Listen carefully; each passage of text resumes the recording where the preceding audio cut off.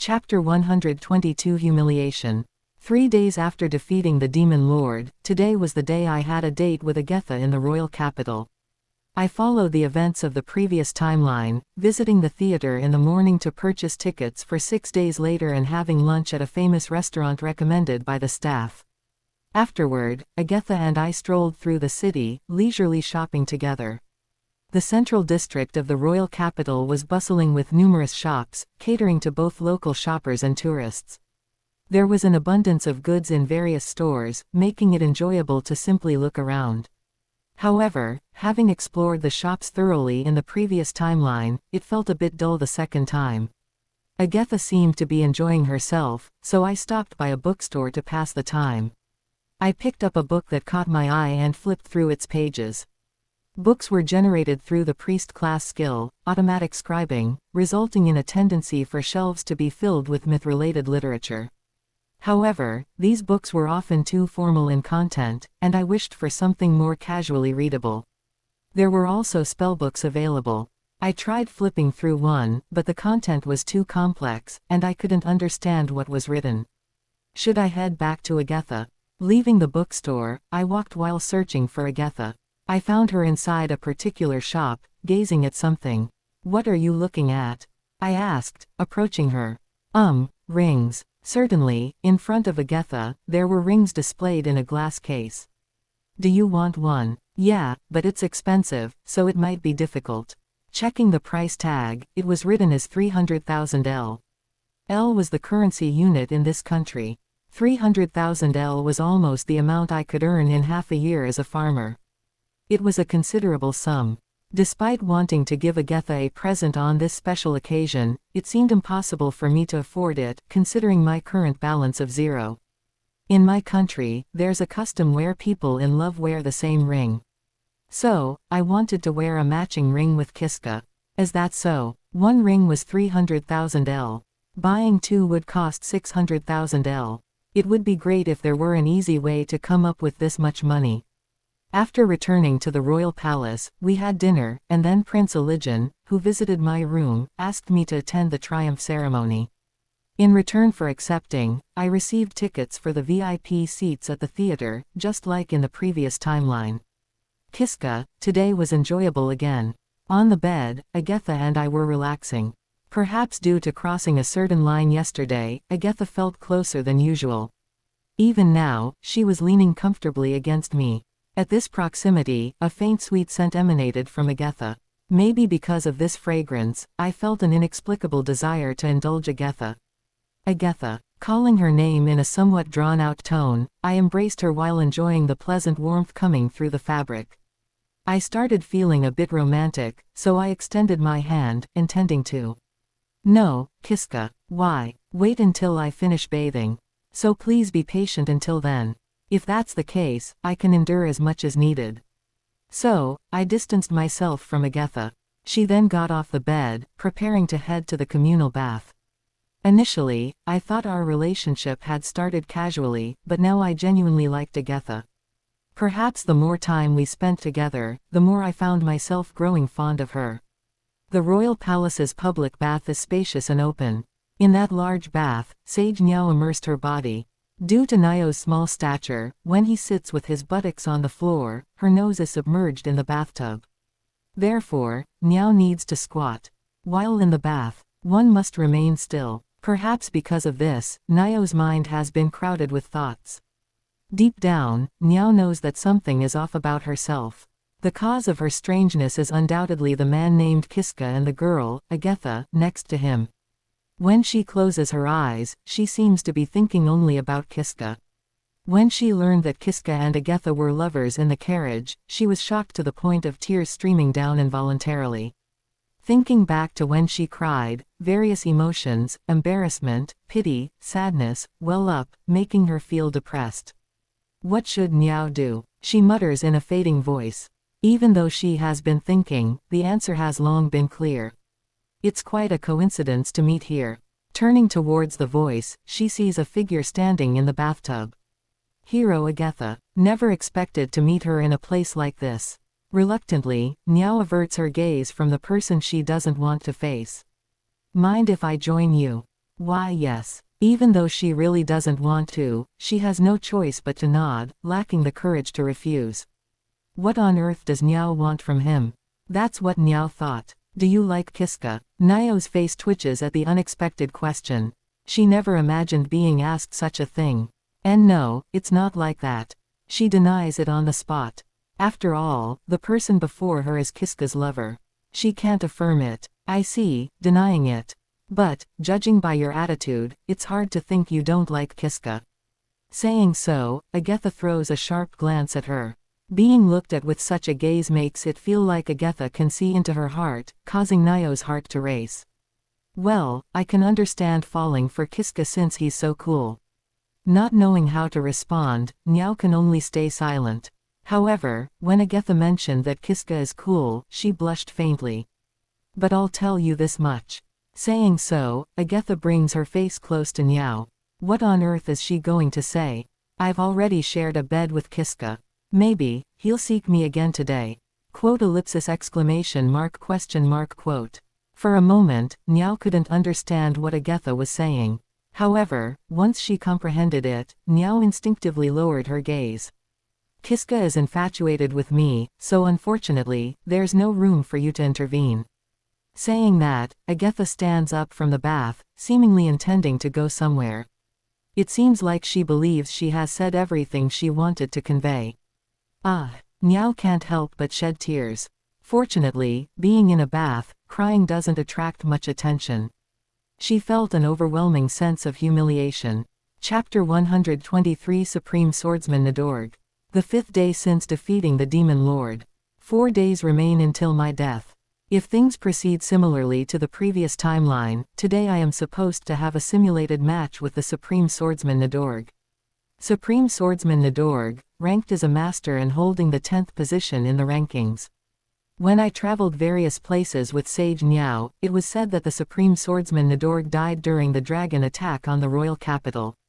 Around noon, as I laze around in my room, a servant comes in and says, "There's a guest who really wants to meet Hero Agatha-sama, waiting in the meeting room. Could you please come and meet him?" At first, Agatha seemed reluctant, but considering it might cause trouble for the servants if she declined outright, I managed to persuade her, and we headed to the meeting room together. "Hey, you're Hero Agatha, right?" When we entered the meeting room, there was a giant man standing there. He was clad in armor, muscular, and carrying a great sword of a length almost equal to his towering stature. "Who are you?" "I'm the Supreme Swordsman Nidorg. You must have heard of me, right?" Saying so, Supreme Swordsman Nidorg grinned. "Yeah, so, what do you want with me? I heard there's a hero around. Couldn't stand still once I heard that. Came here to challenge you. Let's fight." "Why? I have no reason to fight you." "Reason? Is there any reason other than wanting to fight?" "I want to face strong opponents." Quite the belligerent individual, he played a significant role in the Battle of Ariane, dealing a massive blow to the Demon Lord's army. I recall hearing that despite his contributions, he sustained injuries, preventing him from going to the Katarov dungeon for a direct confrontation with the Demon Lord. Instead, he stayed in the royal capital for recovery. From the looks of it, he seems uninjured now, perhaps fully healed. "So, fight me." "No. Why the hell are you refusing?" "Because I don't want to." "What the hell are you thinking? Just fight already." Could you please stop?" Seeing that it might escalate into a fight if left unattended, I forcefully intervened. "Who the hell are you?" The Supreme Swordsman Nidorg glared at me. "He's Kiska, my important person." Before I could respond, Agatha introduced me. "Is he strong?" "Kiska is stronger than me. Especially during the night." "Hey, did she say something weird just now?" "I see, you're stronger than her. All right, you, fight me." Nidorg's attention shifted from Agatha to me. In the previous timeline, I ended up being coerced into fighting him, and it was a miserable experience. This time, I should firmly refuse. "Sorry, but please spare me from the fight." "Why? Why don't you want to fight me?" "That's right. I don't want to fight you because I can clearly see that I would lose to Nidorg-san." "You won't know until you try." "No, I know. After all, I fought him in the previous timeline." "Oh, I see. How about this, then? If you win against me, I'll do anything you say. With this, you should feel like fighting, right? He's quite generous with anything. Just how much does he want to fight? Well, if I lose, do I have to obey what you say? No, if you lose, there's no need to do anything. I'm satisfied as long as I get to fight. So, there's nothing to lose, only to gain. In that case, I might as well agree to the fight. In that case, can I have 600,000 L if I win? A large sum. What do you need it for? Well, I thought I could use it for a present. I see. In that case, you'll have to defeat me.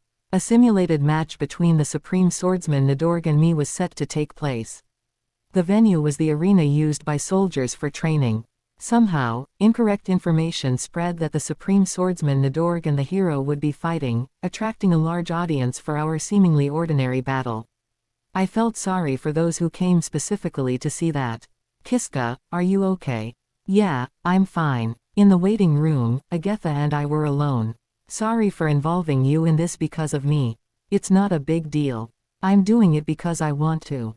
I see. But you don't have to push yourself. You're doing this for the ring, right? Don't worry about that. I just wanted to show off a bit. I see. Well, I'm looking forward to it. Yeah, leave it to me. After that, we left the waiting room, and in the middle of the arena stood the Supreme Swordsman Nidorg. He's here. Saying that, the Supreme Swordsman Nidorg smiled. In his hand, he held a wooden sword shaped like the form of the great sword used in the simulated match. In my hand, there was also a wooden knife. No rules. The one who makes a sound first loses. Got it. With a nod, a soldier acting as a referee gave the starting signal. Instantly, the Supreme Swordsman Nidorg charged straight towards me. Fast. His large body was approaching with unexpected speed. It was so fast that if you blinked, you would lose sight of him. However, I had seen this attack before. If it were the first time, I might not have been able to avoid it. But this was my second time facing the Supreme Swordsman Nidorg. So, I knew this attack was coming.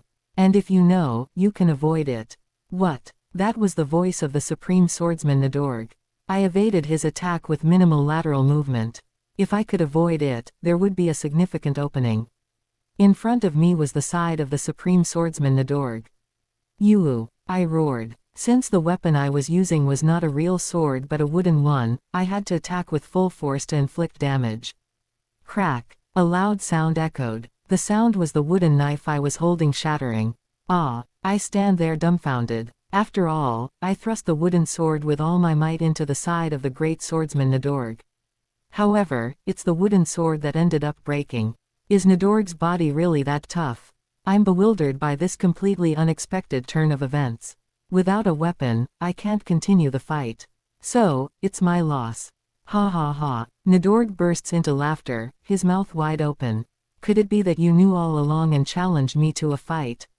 If that's the case, it makes sense why he made such a seemingly reckless promise to grant any wish if I won. After all, Nidorg knew from the beginning that a wooden sword wouldn't harm him. This was a battle where the outcome was decided from the start. Well, what do you think? Nidorg smirks. It seems to have been played in the palm of his hand. All right, it's my loss. Suddenly, Nidorg declares. Really? Once again, I was perplexed by his unexpected statement. The winner, Kiska. Even the referee declared my victory in confusion. Well, that was impressive. Supreme Swordsman Nidorg approached with a satisfied expression. What do you mean?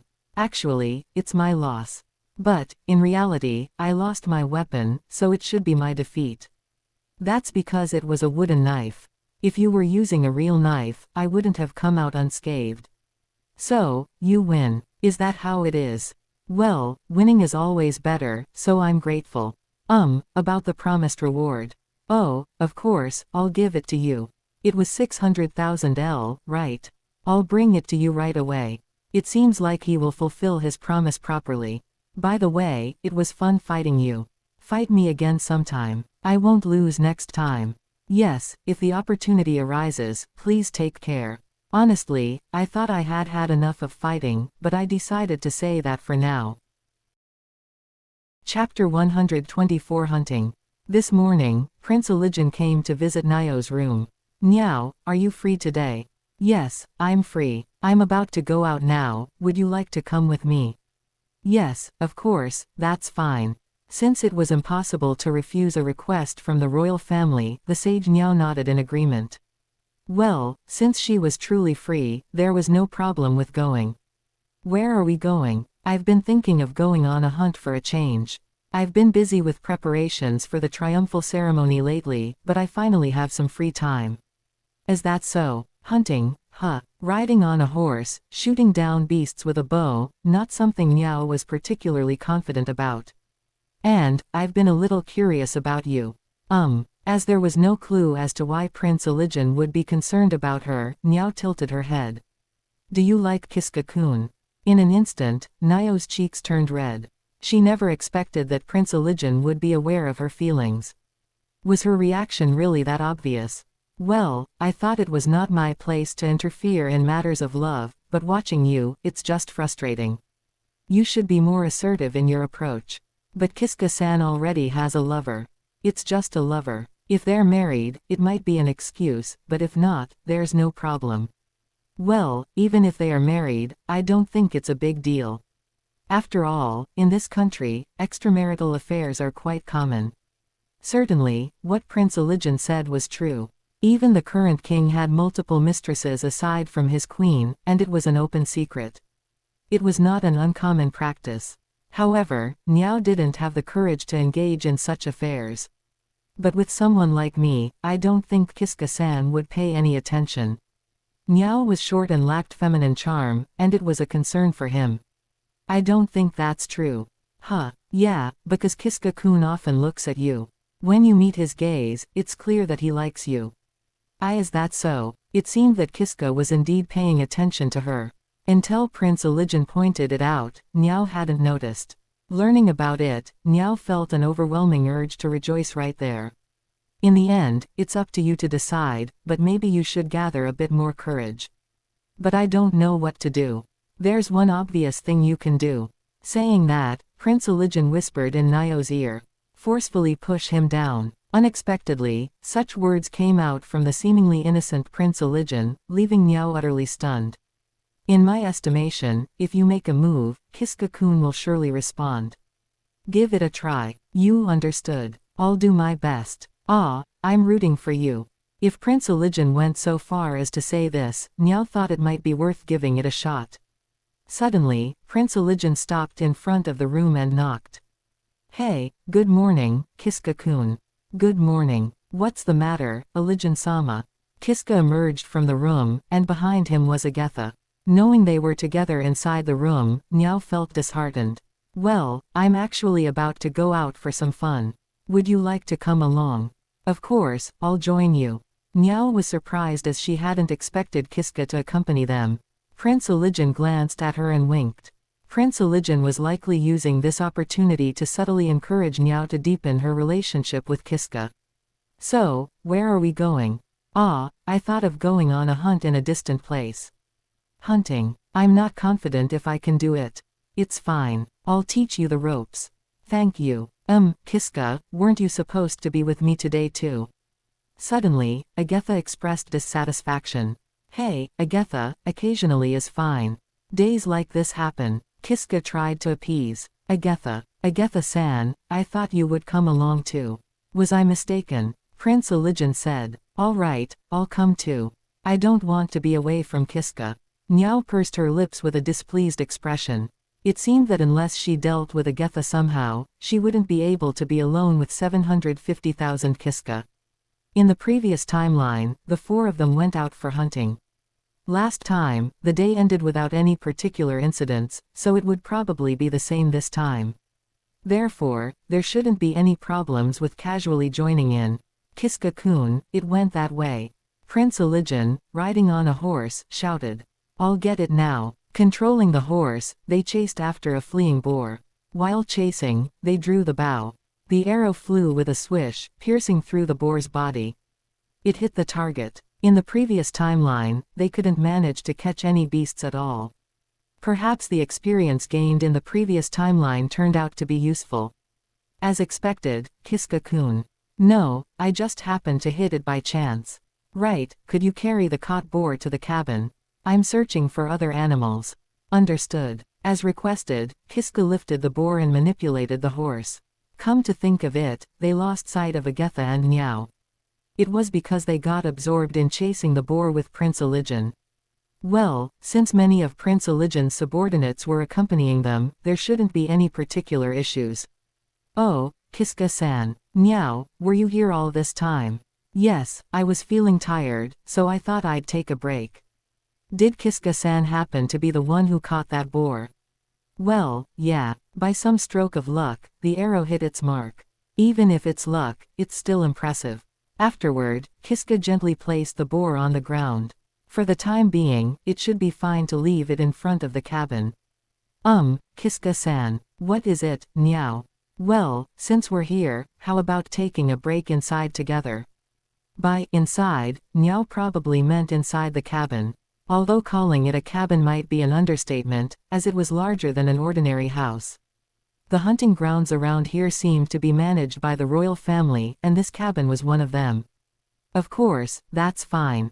There was no explicit promise to return immediately to Prince Ilijan, so it wouldn't hurt to spend a little time with Niao. Why yeah, that's great. Let's go together. With that response, Niao grabbed Kiska's hand and pulled him into the cabin. Kiska was startled when she suddenly held his hand. He never expected that he would have another chance to be close to Niao like this. Oh, I'll go prepare some tea. Ah, thank you. The inside of the cabin was spacious, equipped with large sofas and a kitchen. Kiska sat on the sofa, waiting for Niao to return. Here you go. Ah, thank you. Kiska thanked her and sipped the tea Niao had prepared. This is incredibly delicious tea. He had never tasted tea this good before. Was it because it was made from leaves provided by the royal family, or was Niao just skilled at making tea? I'm glad you think so. Niao also sat next to Kiska, sipping her own tea. However, he couldn't help but feel that Niao was oddly close. If he moved his elbow a bit, it would touch her, that's how close Niao was sitting. I want to apologize for everything. Huh, what do you mean? In the dungeon, I caused you a lot of trouble. No, I don't mind at all. I understand now that it couldn't be helped. Besides, Hero Agatha can be scary because I can't always understand what she's thinking, but I trust you, Kiska-san.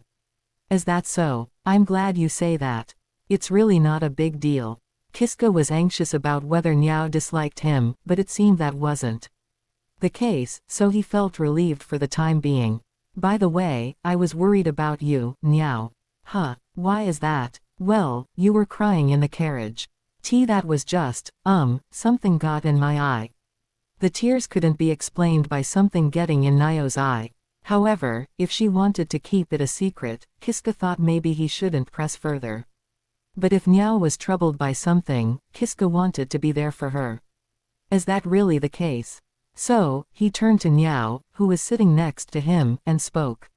Surprisingly, Niao's face was closer than he had anticipated, and it startled him. Kiska quickly apologized, attempting to turn his face away, but Niao didn't allow it.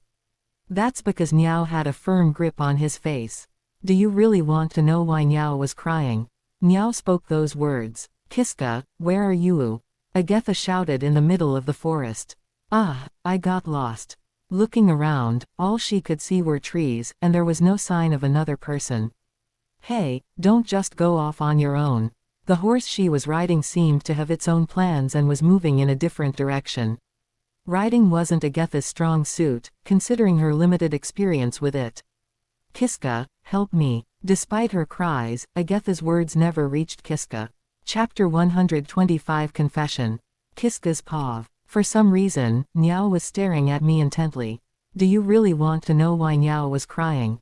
Niao said, choosing words that seemed intentionally elusive. Once I asked, it felt like there was no turning back, as if I might get caught in something irreversible. But for Niao's sake, I was willing to do anything. I want to know. So, I spoke those words. Why were you crying at that time? As I said that, Niao hesitated, stammering with her words. After a few seconds of contemplation, she mustered a determined expression and began to speak. Li. However, at the moment she tried to voice it, it seemed like she couldn't say it, repeating the same word over and over. What is she trying to say? A word starting with Li. Is it like? No, that would be too presumptuous. In this timeline, Niao and I have limited interaction, so there's no way Niao could like me. Then, what else could it be? I can't think of anything in particular. I like you. What should I do? The voice was too soft, and I couldn't make out what was said at all. I couldn't just give a vague response pretending I heard it. Sorry, could you say it again? I couldn't hear it. So, I said that. I thought I had to ask again because she must have said something important. For some reason, she blushed intensely and teared up. I finally mustered the courage, and yet. Niao hung her head. I'm sorry. Please say it again. I'll listen carefully this time. I quickly followed up. She nodded in response. I understand. I want you to listen carefully this time. Got it. However, she seemed hesitant again and stammered once more. This time, I stared at her intently, determined not to miss what she was about to say. For some reason, her cheeks were flushed, and perhaps due to nervousness, her breathing had become uneven since earlier. It was making me feel uneasy. I like you. This time, I didn't miss it. Initially, the emotion that surged within me was confusion. She said, I like you. About me. I never thought such a thing could happen. Gradually, as the reality sank in, a sense of joy welled up. Niao saying she liked me made me inexplicably happy. Is it bothersome for you? Bothersome? Not at all. I reflexively said that and then realized. I'm currently dating Agatha. That's why Niao said it was bothersome. However, Niao should be aware that I'm dating Agatha. So why did she confess? To me. I'm dating Agatha. I'm aware of that. Then, why? I don't know, but I really like you, Kiska. So, being the second choice is fine. I don't mind being treated as a convenient woman. I just want to be by your side, Kiska. Niao. It was impossible not to be shaken by what Niao had just said. I felt an overwhelming urge to embrace Niao in my arms right now. Maybe being with Niao like this would be a good idea. So, I said, sorry, I can't respond to Niao's feelings. A small piece of rationality spoke those words. I had decided to devote myself to Agatha. I couldn't betray that decision. Don't apologize. I knew from the start that it was reckless. But, still, hearing that from Niao made me really happy. Such words won't comfort me. I'm sorry. A gloomy atmosphere lingered. It was expected. I had just rejected someone who had confessed her feelings. It's painful even though I knew. Being rejected by someone you like. But I have no intention of giving up. Even if it takes years, I'll make you mine, Kiska. Why does Niao like me? You can ask such an embarrassing question to the person you rejected. Sorry, I just can't help but wonder. Apologizing, she sighed and then spoke. I don't even know myself. I don't know, but I can't help but like you, Kiska. Niao said this while looking down, seemingly embarrassed. I thought she might remember the previous timeline we spent together, but it seemed not to be the case. By the way, Kiska, can I ask for one favor? Of course, I'll listen.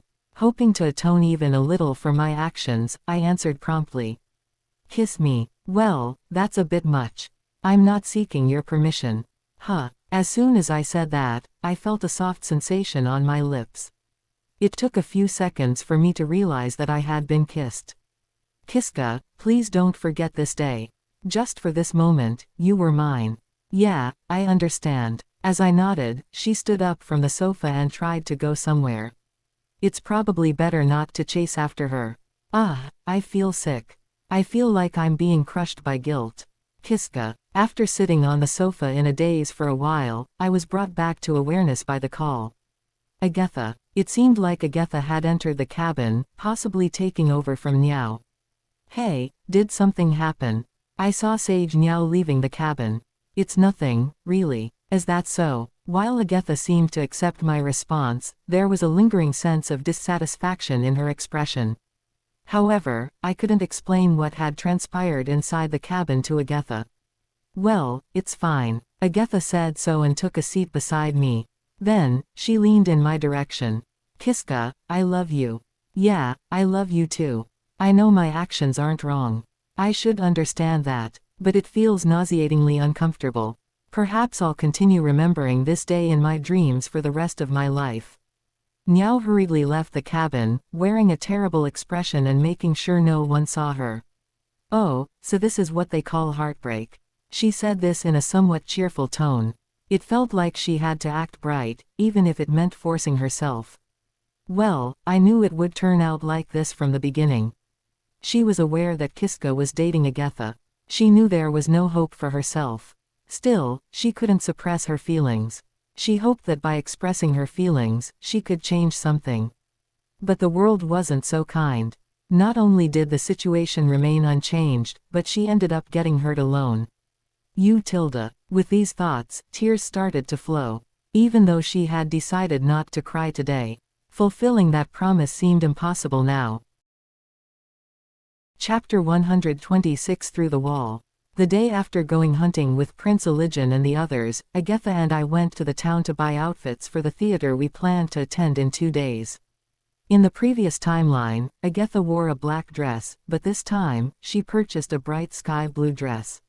I opted for a suit similar to the one I wore in the previous timeline. The next day was consumed by the triumphal ceremony. And today, we went to the theater to watch an opera, and tonight, I will be killed. Hey, Agatha, I understand. I'll protect you, so rest assured, Kiska. With Agatha saying that, it seems I can feel at ease. Afterward, we enjoyed the opera together in the theater. Despite having already seen the same opera once, it was not boring. On the contrary, I felt that I could enjoy it more this time, discovering new aspects that I hadn't noticed during the first viewing. So, Kiska, do you know what time you were attacked? Agatha and I sat back to back on the bed. Sitting like this helped eliminate blind spots. I don't know, but that day, I stayed up late, so I know it was late at night. I see. In that case, we might need to be prepared for an all-nighter tonight. Afterward, I tightened my focus, continuously monitoring the door of the room. I didn't know when someone might enter through that door. For a while, I stared intently at the door. Hey, Agatha, are you awake? Yeah, I'm awake. Suddenly, feeling anxious, I addressed Agatha. I believe I can still remain calm because Agatha is nearby. Without Agatha, I would likely be consumed by fear. Then, how much time has passed? Nothing unusual has happened. I hope we can safely welcome the morning without any issues. Kiska, someone is approaching this room. Huh, don't you hear it? Footsteps. I strained my ears, but I couldn't hear any footsteps. What should we do? Should I go check? Yeah, that's a good idea. In response, Agatha got up from the bed and went outside the room. I felt uneasy as Agatha moved away. Hey, do you think I should go with you? Kiska, stay here. In case it turns into a fight, I don't want you to get involved. Got it. If that's the case, I'll obediently wait in the room. It might be a bit pathetic to rely on her for protection, but the truth is, Agatha is stronger, and I should trust her judgment. Well then, Kiska, just stay quiet and wait. Saying that, Agatha closed the door. Oh, it was indeed you. Agatha said that while smiling. In her line of sight, there was a single person. Kiska's paw. Combat sounds echoed through the walls. It was evident that Agatha was engaged in a battle with someone. Despite knowing she could handle it, an overwhelming sense of unease crept in. I couldn't help but feel pathetic. If only I was stronger, I could have fought alongside her. I continued waiting, enduring the sounds of battle until they eventually ceased. Is it over? Though I couldn't see what was happening beyond the wall, the absence of combat sounds indicated the conclusion. Agatha. Convinced the fight had ended, I rushed out into the corridor. I couldn't immediately comprehend the scene before me. Blood covered the area, scattered in various directions, bearing witness to a fierce struggle. Agatha. In the midst of the blood pool, Agatha lay limp and lifeless. Hey, are you okay?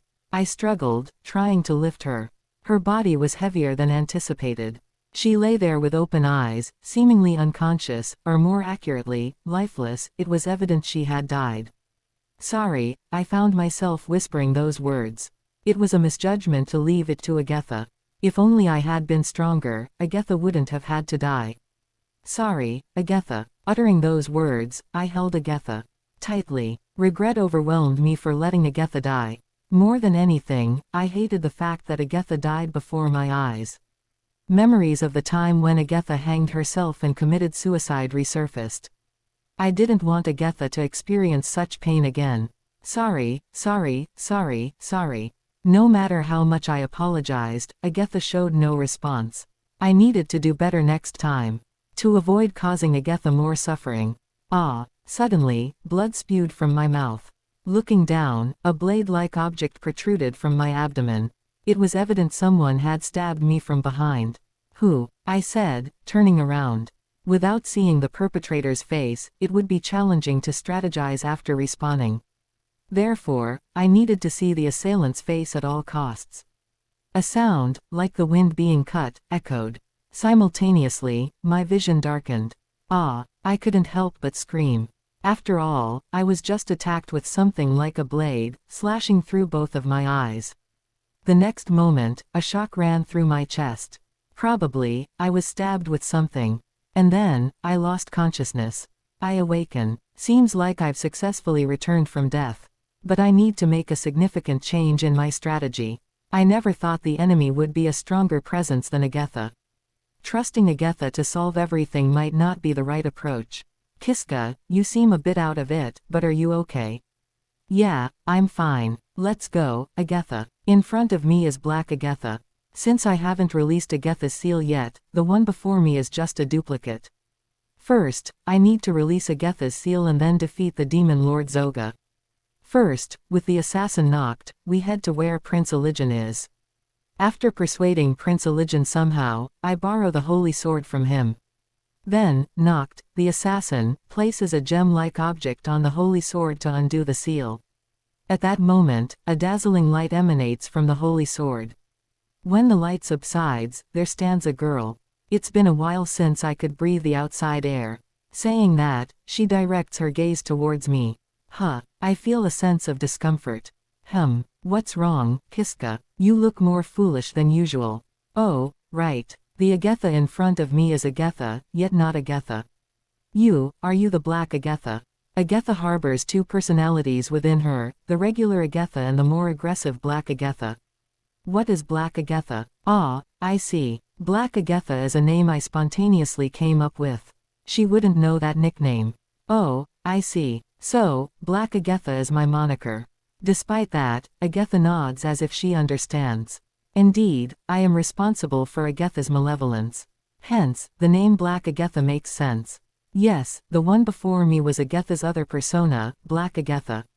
Chapter 127 Black Agatha. So, Agatha, are you aware of the loop?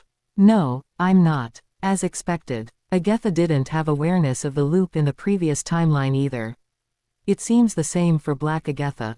Alright, I summarize the events so far for Agatha, explaining that someone will attack 8 days from now, leading to Agatha's death despite her putting up a fight. Well, I can't win either.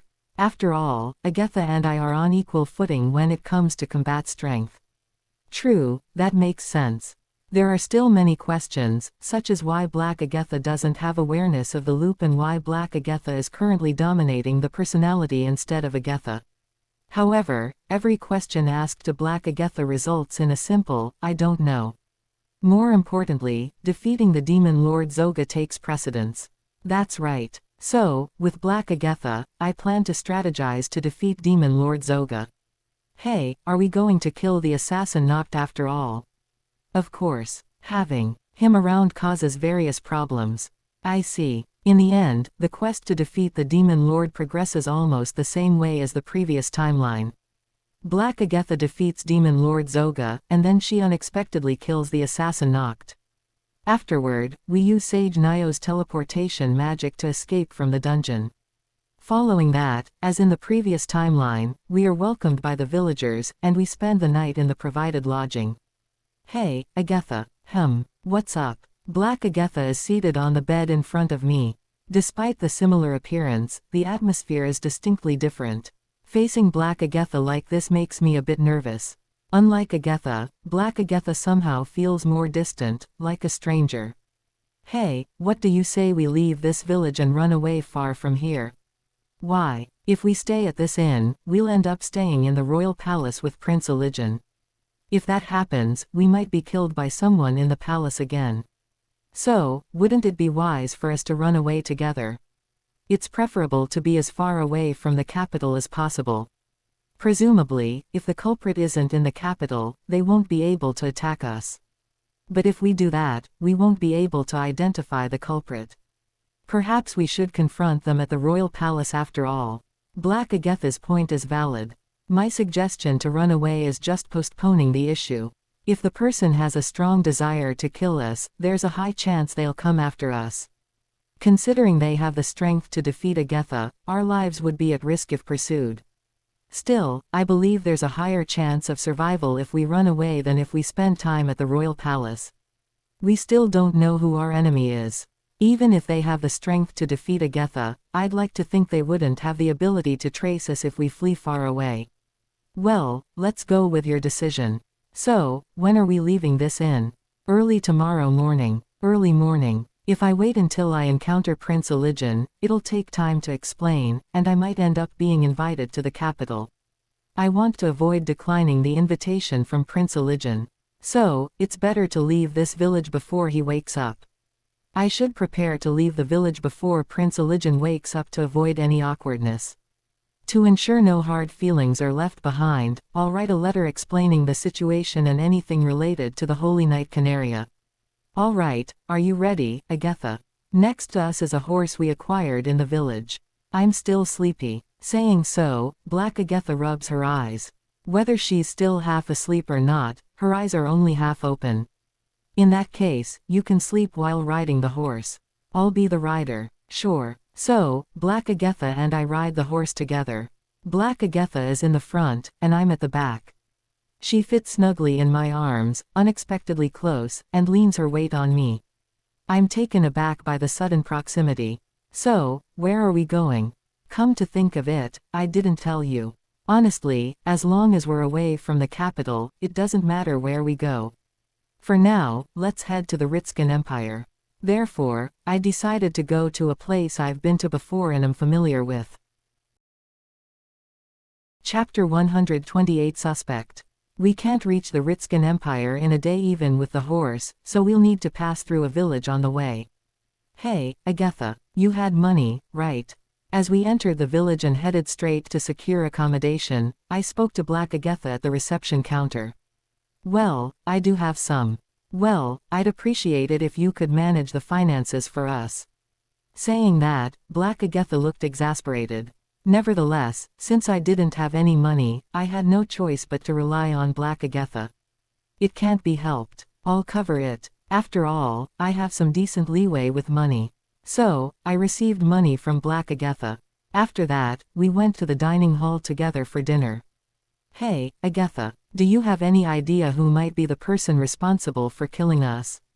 While having dinner, I brought up a topic, hoping for a conversation.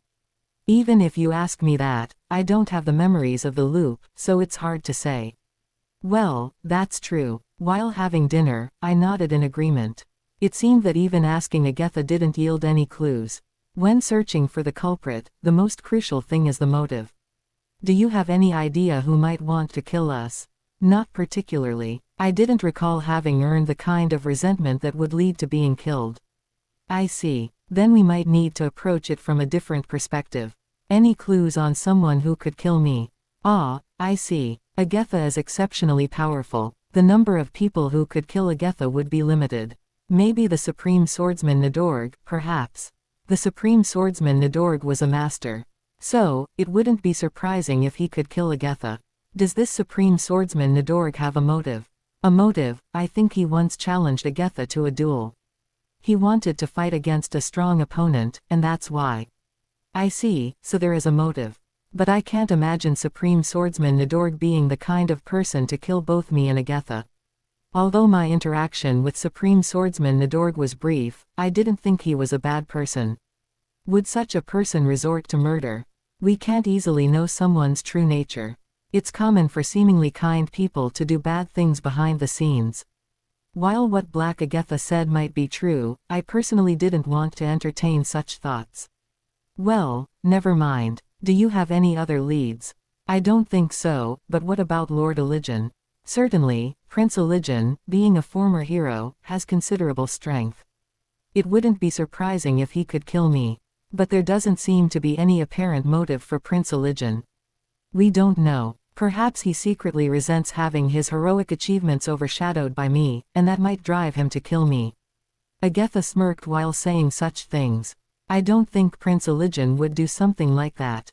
Though I had conversed with Prince Eligen on several occasions, he left a kind impression. I couldn't easily believe that such a person would resort to murder out of resentment. So, do you have any other leads? The question from Agatha remained unanswered. Someone with the strength to kill Agatha, were there any other individuals with such capability? Let me think. There is one person. Seems like Sage Niao was around. Indeed, her abilities are top-notch. Sage Niao, depending on the timeline, possessed strength significant enough to be chosen as a master. Considering her prowess, she could be a viable candidate. Now, does she have a motive? Just like others, it appears that Sage Niao lacks a clear motive. In some timelines, we were quite close, and she should know me well. It's hard to imagine Sage Niao doing something like that, but there was one motive. For some reason, Sage Niao seemed to have a liking for me. Perhaps out of jealousy, she might have killed Agatha. No, it's hard to believe Sage Niao, especially considering the unusual circumstances. But jealousy-driven crimes are not unheard of, and Sage Niao could be an exception, right? It seems there might be a lead. Black Agatha had a sly smile on her face, seemingly sensing something from my expression. I see. So, what's the motive? Asked by Black Agatha, I couldn't possibly explain that Sage Niao likes me. That would only complicate things unnecessarily. Well, it's not a significant motive, to be honest. I tried to divert the conversation.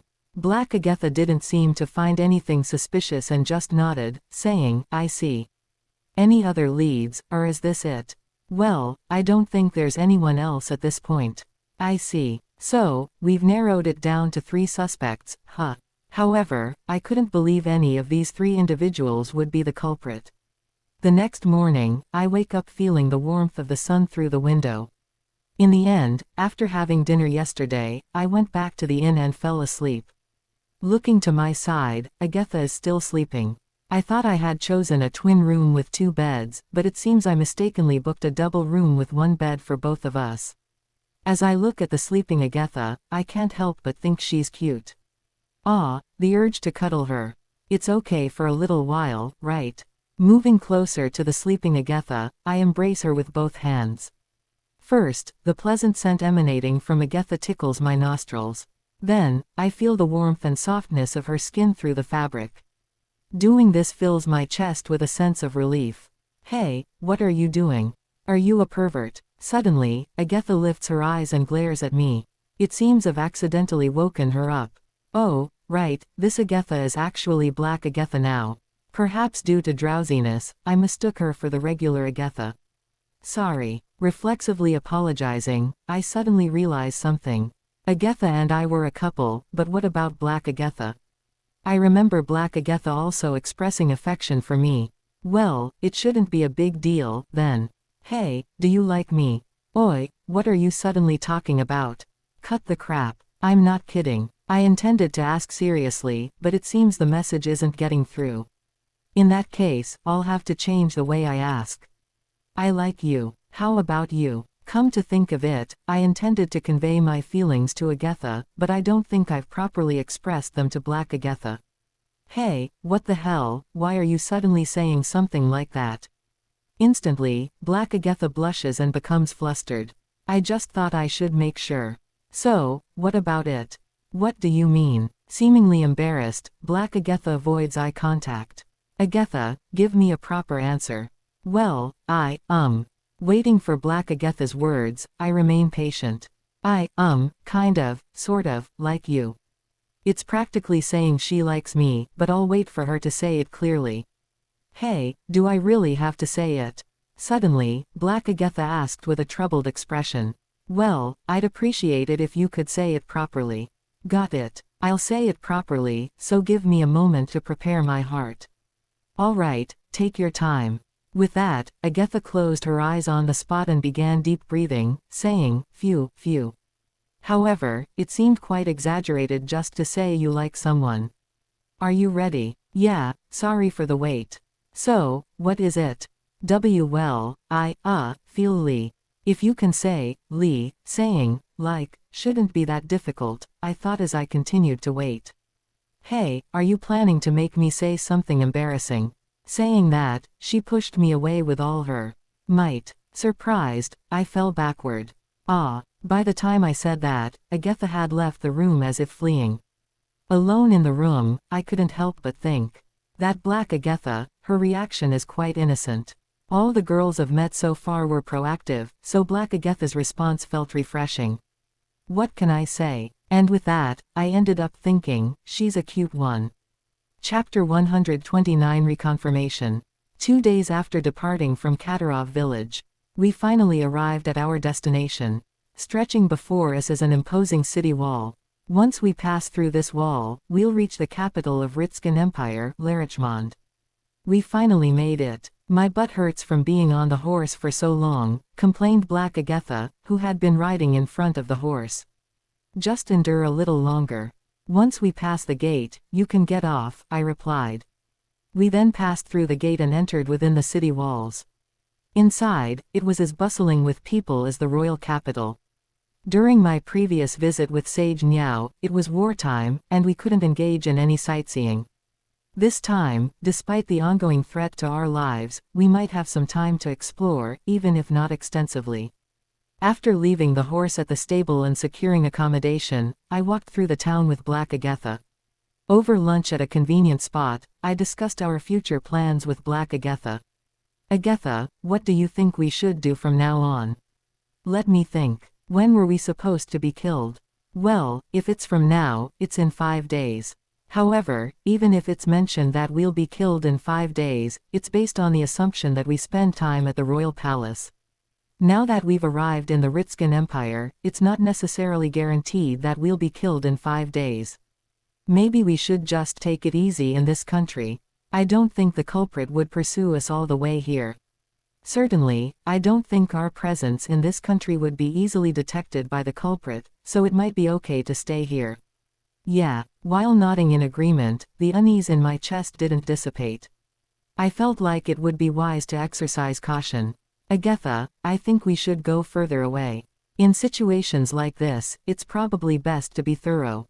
"I see. If you say so, I'll follow your lead, of course." "Thank you." "Huh, why did you suddenly thank me?" "Well, because you're putting up with my selfishness." "If you call that selfish, aren't you being too generous?" "Do you think so?" HMPH, well, whatever. "So, where are we heading next?" If we were to move further away from the capital, the Nagara Federation would be the next option. The Nagara Federation was a newly established country. I'll look into where to go later. Besides, there's no need to rush. We're staying here for today, anyway. So, after leaving the dining hall, we strolled around the town. As expected of the capital, there were various shops lining the streets. Suddenly, Black Agatha was fixated on something in her right hand. In the showcase, there were accessories on display. "Are you interested?" Well, it's not like that. It just happened to catch my eye." She denied it with a bit of a defensive tone. There was no need to be embarrassed about it. "Since we're here, let's take a look inside." "Hey, I told you I'm not interested. Just a quick peek." Ignoring Black Agatha's reluctance, I pulled her arm and entered the shop. As it was an accessory store, the interior was filled with women's rings and necklaces. The prices were higher than I thought. Perhaps it wasn't the kind of shop you casually walk into. Despite bringing us in, I felt uneasy and tried to leave the store, searching for Black Agatha. She was gazing at some item. "Do you want it?" When I spoke, she jolted and looked at me. "No, it's not like that," she replied, stumbling over her words. What had caught Black Agatha's attention were ribbons used to tie hair. Unlike rings or necklaces, these seemed more affordable, making them an accessible option. "And besides, I don't think it suits me," she added, somewhat self-deprecating. "Well, I think it looks cute on you," I said. I wanted to buy it for her as a gift, but unfortunately, I was currently low on funds. Even lunch had been covered by Black Agatha. I recalled a time when I wanted to give a ring to Agatha but lacked the money. Eventually, I won a prize after defeating Nidorg, and I had planned to order the ring, but fate took a different turn. "All right, let's leave the store," she said, pushing me towards the exit. As we left, I pondered if there was a quick way to earn money. Just then, a certain building caught my eye. Every country has an adventurer's guild. An adventurer's guild might have some quick quests that could help us earn a bit of money within a day. "Hey, Agatha, can we make a quick stop?" "That's fine. Do you have something to attend to?" Well, if I explained, it wouldn't be much of a surprise." "Agatha, sorry about this. I just remembered something I need to take care of. I'll be back by evening, so would you mind going on without me for a bit?" "Yeah, I understand, but..." Confirming Agatha's nod, I entered the Adventurers Guild alone. Not having anything specific to do, Black Agatha returned to the inn alone. Bored. The room had nothing but a bed. If she had nothing to do, she thought she should have bought a book or something, but she didn't have the energy to go outside. "I wonder what Kiska is doing right now." She mumbled such things to herself. Kiska suddenly mentioned having something to attend to and headed to the Adventurers Guild. In the end, he didn't explain what the matter was about. That made Black Agatha feel a bit lonely. Maybe she's better than me after all. In Black Agatha's mind, another version of herself surfaced. That other self was charming and understood how to interact with people, unlike Black Agatha. While she was aware that her personality made her disliked by others, every realization of that fact caused a pain in her chest. "Kiska." Thinking she wanted to see him, Black Agatha called out his name. "Sorry, Agatha. It took longer than I thought." As the door was roughly opened, there stood Kiska. He seemed to have been doing some exercise, sweat was visible on his forehead. "What were you up to?" Asking that, Kiska, looking a bit embarrassed, scratched his cheek and took a small box from his pocket, handing it to Black Agatha. "Can I open it?" "Yeah, of course, go ahead." With that permission, Black Agatha opened the box. Oh, inside was the ribbon that she had been admiring at the shop. I thought it would look good on Agatha, and I really wanted to give it as a present. I hope it's not too much trouble.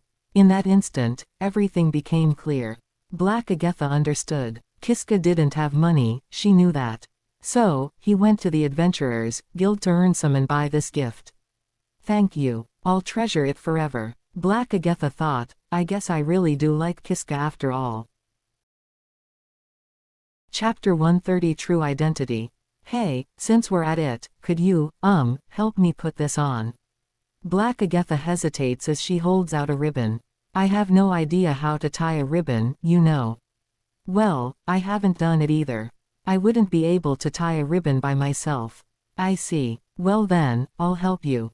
Afterwards, the two of us struggle together to tie the ribbon around her hair. "How does it look?" Black Agatha has tied her hair into two on each side.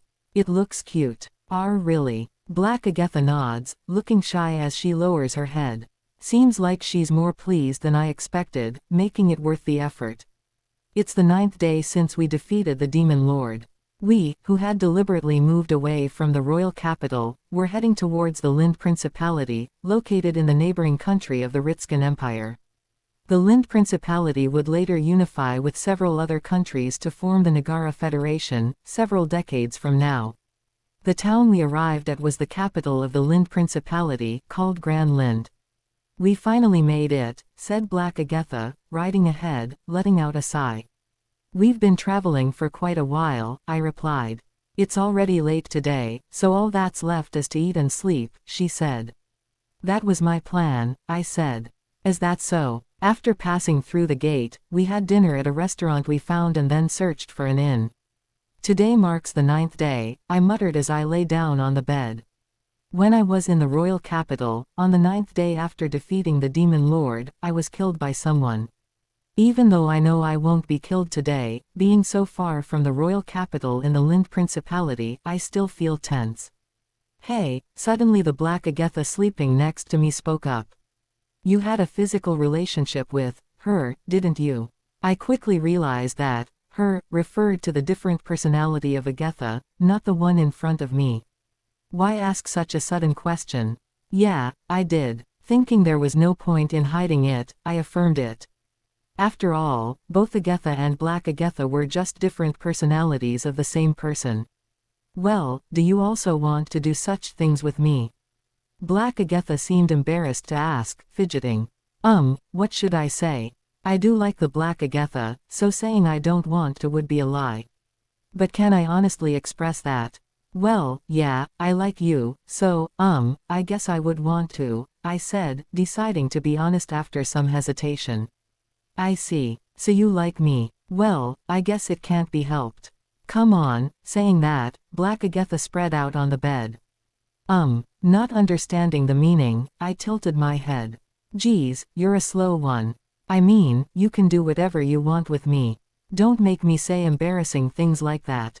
Oh, I see. Because I didn't expect Black Agatha to suggest such a thing, I didn't immediately understand. You don't have to force yourself, you know. I'm not forcing myself. It's just that, I felt it was unfair that she did it and I didn't. Or, do you dislike being with me, Kiska? It's kind of cute. Faced with the sincere affection of Black Agatha, I couldn't help but feel something. Agatha, I like you.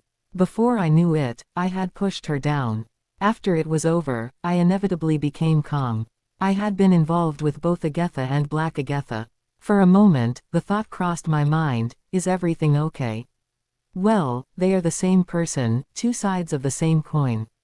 It doesn't make much of a difference which one I got involved with. So, Agatha should understand and forgive me.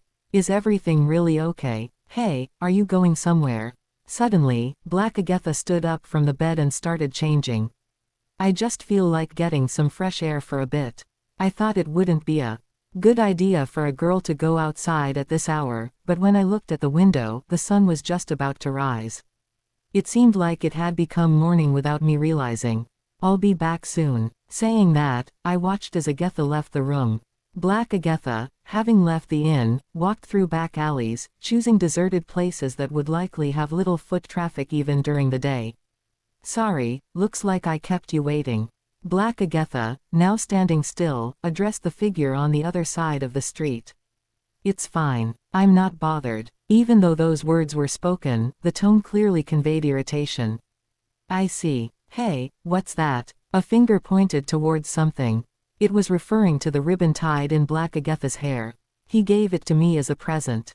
Is that so? A faint grinding sound, like teeth gritting, could be heard. Jealous, are we? The tone was practically provocative. Yeah, I'm really jealous. Don't take it. This was a gift from him to me. Oh, I see. The figure spat out the words. Hey, can we get started already? Yeah, talking forever won't change anything.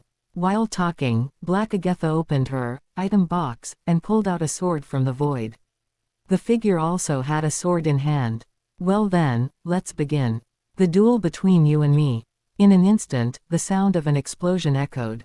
She's quite late. I had been waiting in the room for Black Agatha, but she hasn't returned. I'm worried. Well, I think Black Agatha could easily repel any assailant, but the mysterious perpetrator who killed Agatha in the previous timeline crossed my mind. Come to think of it, today marks the 9th day since defeating the Demon Lord. When I was in the royal capital, I was killed on the 9th day. Even though this town is far from the royal capital, I suddenly feel uneasy. I'll go check the situation outside for a bit. Saying that, I opened the door and explored the surroundings of the inn for a while. A sound of flesh being cut could be heard. Looking towards the sound, I saw a girl holding a sword. Even from behind, I could tell. It was Agatha. Hey, Agatha, what are you doing? Saying that, I approached. The fight seemed to be over already. While Agatha was standing, the other person was lying in a pool of blood, not showing any signs of movement. Maybe Agatha took care of the perpetrator who was trying to kill us. Such a thought crossed my mind. Kiska. She turned towards me, calling my name. Wait a minute, a sense of discomfort washed over me. The one in front of me wasn't Black Agatha but the regular Agatha. Well, considering she has a dual personality, they might switch places at times, I thought optimistically. Until the next moment. I became aware of it.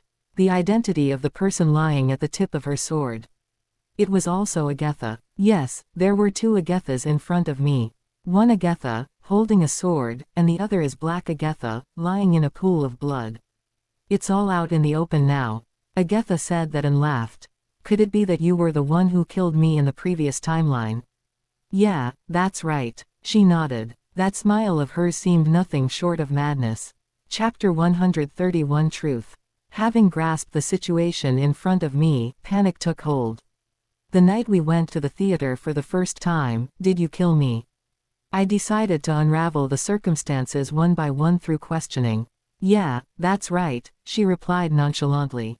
Then, in the second loop, who killed Agatha? That night, Agatha went out of the room and never returned.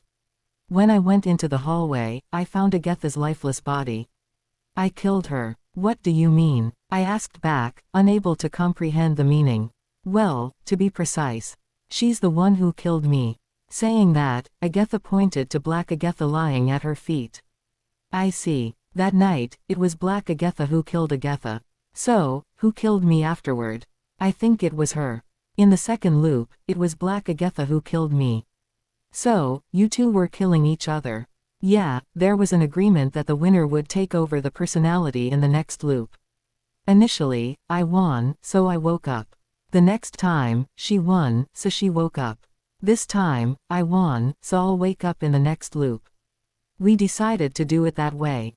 I nodded in understanding. So that's why the body of Black Agatha is lying in front of me. Also, you mentioned before that you weren't aware of the loops. What's that about? For some reason, Agatha seemed to lose the memories of the previous timelines when she looped. Therefore, I had to rely on my memories alone to navigate the situation. That was a lie. I remember the previous loops and the one before that. This time, she was the main personality. Why did you lie? I didn't want Kiska to find out. Agatha looked into my eyes as she said that. Why did you do all this? In the end, I had no clue about the reasons behind Agatha's actions. I didn't understand what Agatha was thinking. Agatha seemed to struggle with how to explain, hesitating in her words. Hey, Kiska, don't you think death is something really light for us who know we'll loop even if we die? Well, it might be true, but in that case, can you die once more? Why would I? I cautiously stepped back, wary of Agatha's potential attack.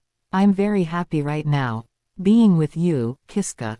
So, I don't want to ruin this happiness. Explain it more clearly. I was getting frustrated. Agatha's words were somewhat vague and not getting to the point. So, Kiska, you mentioned it, right? About the observer who brought you to this era. And if it's determined that the world is saved, we can return to our original time. What's your point? Indeed, the observer had mentioned something like that. So, even after defeating the Demon Lord, I couldn't return to the original time, and I felt anxious that something unusual might happen, and the world would be doomed. But due to the event of being killed by a mysterious entity, that concern had completely slipped my mind. I was more focused on finding out who the perpetrator was than the potential destruction of the world. Tonight, the Tyrant King awakens, and the world will perish. The Tyrant King. I tilted my head at the unfamiliar term. What is she suddenly talking about? The one who leads the world to destruction. So, the Tyrant King is the one who will destroy the world. Yeah, that's right. Previously, you mentioned you had no idea about the cause of the world's destruction, right? That was also a lie. Even if we defeat the Demon Lord, the battle won't end. The true enemy is the Tyrant King. I've already witnessed with my own eyes how this world will be destroyed by him. Is that so? I shuddered at Agatha's words. Is the world really going to be destroyed after this? I'm sorry, Kiska. I've been telling a lot of lies. Yeah, nodding in agreement, Agatha slowly approached. I'm so happy right now. Being able to spend time with you, Kiska. I truly believe that if this moment could last forever. I understand your feelings, but that's impossible. If you cooperate, it's easy to achieve. Each time today comes, if you could die for me, time would rewind, and the future would never arrive. That way, you and I could spend eternity together. Certainly, if I were to die, time would loop. Exploiting that, this moment would repeat endlessly. As Agatha says, would that be a happy thing? Isn't it possible for us to cooperate and defeat the Tyrant King? We can never win against the Tyrant King, Agatha asserted. For someone as powerful as Agatha to state that we could never win, how terrifying must the Tyrant King be? What kind of being is the Tyrant King? The moment the Tyrant King awakens, you'll die in agony. Assuming it's you, you might retain consciousness for a long estimate, maybe around a minute. I, on the other hand, could somehow maintain consciousness for about 3 minutes. Oh, of course, ordinary people other than you wouldn't last more than a few seconds, not even comprehending their death. After all, the Tyrant King, just by awakening, has the power to destroy the world. I couldn't comprehend Agatha's words. I had imagined physical attacks like punches or kicks, so I was dumbfounded by Agatha's answer. The world would be destroyed just by awakening. I didn't understand. Is that being a human? I don't know. I just think it's an existence close to the realm of gods. I don't know where it is, and of course, I don't even know its appearance. Then why did Agatha understand that the Tyrant King is the mastermind? To Agatha, wouldn't it just look like people collapsing? It spoke to me remotely. That's how I knew it was caused by an entity with inherent will. The name Tyrant King is known because that's how it introduced itself. I see. So, if it's you, Kiska, can you defeat it? Given that question, there was no way I could answer, yes. There's no way to defeat an entity close to a god. What should I do? No, wait. I came from a world 100 years in the future. That means, even if the Tyrant King appears, the world continued to exist. Moreover, I've never heard of the Tyrant King appearing 100 years from now. If such an existence appeared, it would be strange not to find records or legends about it. Hey, why were we able to live normally 100 years from now? If such a being appeared, I don't think the world would be safe. But I've never even heard of the Tyrant King appearing. We made a deal. I asked the Tyrant King to spare the world, not to destroy it. So, the Tyrant King, whom I thought was a ruthless being, surprisingly listens. Then make a deal again. No, I won't. I absolutely refuse. Agatha had a menacing expression. It was clear she absolutely hated the idea. The deal is, I would be sealed inside the barrier again for another 100 years. I see. That's why Agatha was inside the barrier that day. Hey, Kiska, please. Let's die again and spend this time together. Agatha pleads. I intend to know the pain that comes with being sealed inside the barrier for 100 years. After all, I too was once sealed by the warrior Gorgono. At that time, I was saved by the vampire Judite, but if that hadn't happened, I would have become a wreck for sure. So, I couldn't say something as cruel as asking Agatha to be sealed again. If I die again, the loop will reset. And when today comes again, I will die. If I repeat this process, I can spend these 9 days in eternity. I can spend it with Agatha. So, it seems not so bad. But is it really okay? I couldn't quite comprehend that.